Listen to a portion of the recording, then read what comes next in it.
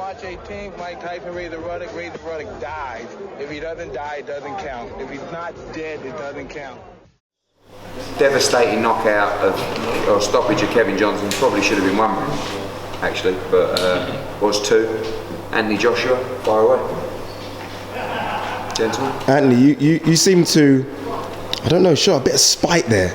You really, it's like you really wanted to kind of prove something, if not to the doubters, but to Kevin Johnson as well, that you were going to knock him out.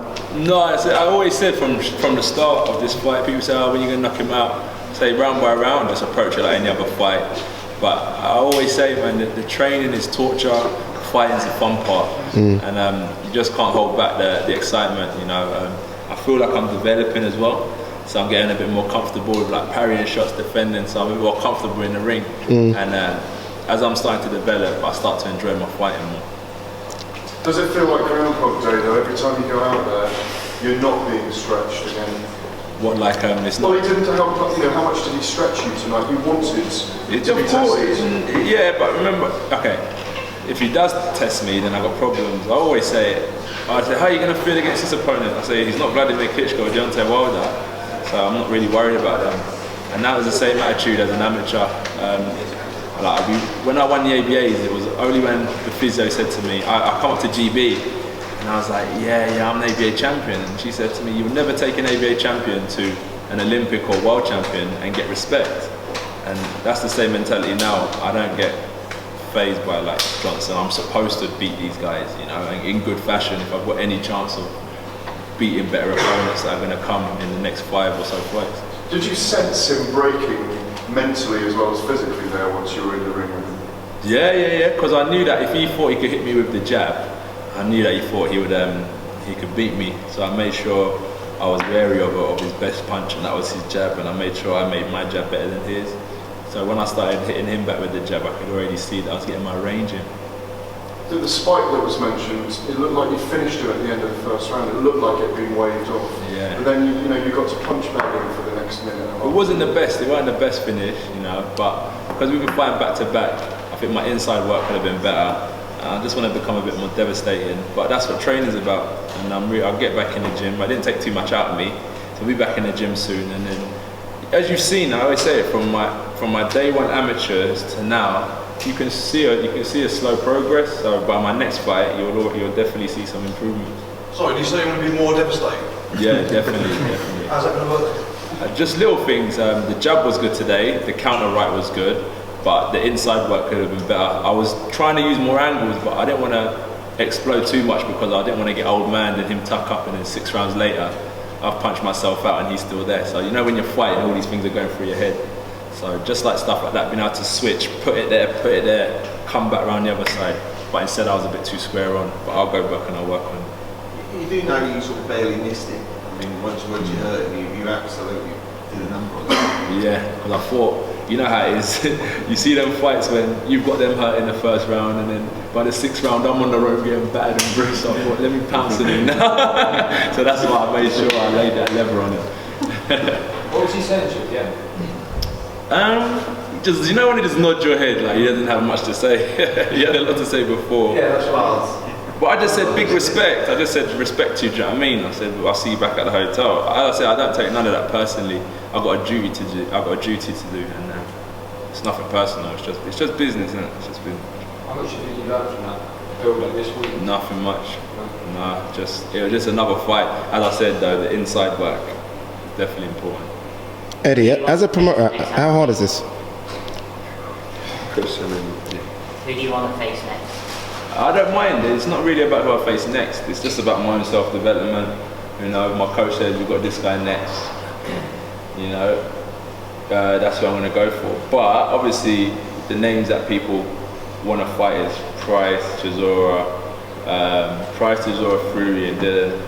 But they'll all come at some stage. But right now, whatever my coach thinks is best, then I'll just go that route. But for me, what I want to do next is get in the gym and get better. Are you surprised that these guys are still wanting to fight you when you're doing stuff like that? Nah, man, I'm always going to have haters. You know, people are sitting on the end of their seats to make.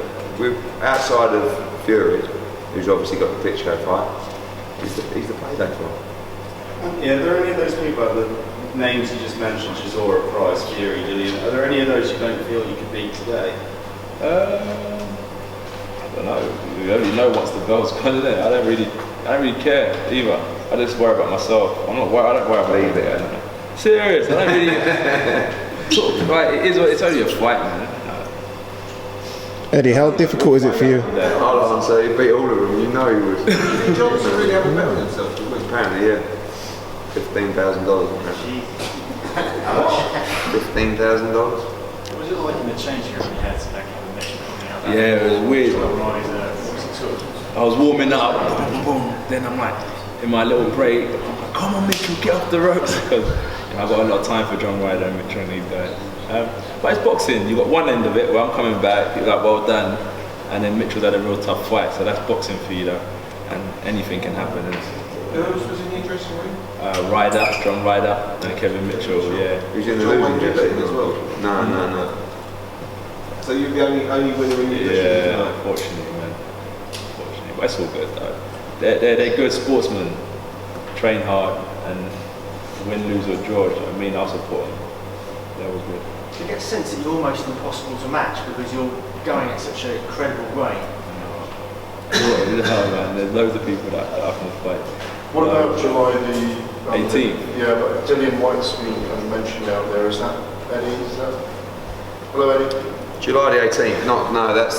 I think the fight that talk about Dillian and David Price is September the 12th. Yeah, I think July the 18th. Those two September the 12th. Yeah. That's the kind of fight we're looking for September the 12th. I think July the 18th. You know, again, we restructure after every fight. So like, we didn't know that was going to happen tonight.